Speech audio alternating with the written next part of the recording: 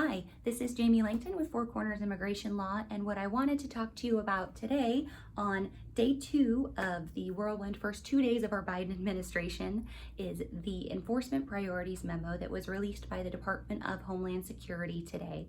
What that memo did was it instructed DHS and all of its component parts, so CBP, USCIS, and ICE, to really review and then reset their enforcement priorities with the goal of creating a system that is more fair, more just, more efficient, and more in line with the requirements of due process. One of the tangible steps that this memo took was it creates a halt on deportations for 100 days beginning January 22nd of 2021. This halt has some exceptions. It doesn't apply if the government has credible reason to believe that someone's a threat to national security or a spy. It doesn't apply to anyone who was not present in the US on November 1st, 2020, and it doesn't apply to anyone who has voluntarily relinquished their rights to stay in the US. The goal of this is to take this 100 days, halt removals, allow the government to really focus on resetting its priorities, and then perhaps the people who have benefited from that 100-day pause could potentially also benefit from these new enforcement priorities.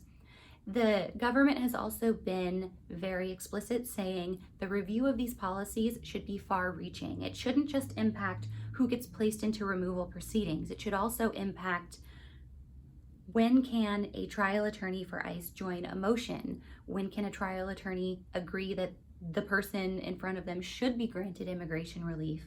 When should they forego appeal? When should deferred action be granted? And that one could potentially be important because deferred action goes beyond deferred action for childhood arrivals, which is known as DACA, and I think most people know about that form of deferred action. But deferred action can be granted for ICE in their discretion for a myriad of reasons.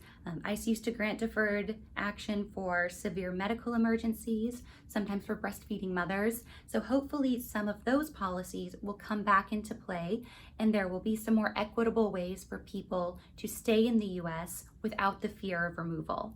Now, this policy memo didn't actually create any policies. It just instructed the government to reset their policies and come up with something better. So hopefully very soon I will have a second update for you with some more concrete policies and how they could potentially benefit you. If you have any questions, I have put the link to the actual memo in the description of the video if you'd like to read it. And you can also always contact us by going to our website, which is fourcornerslaw.com.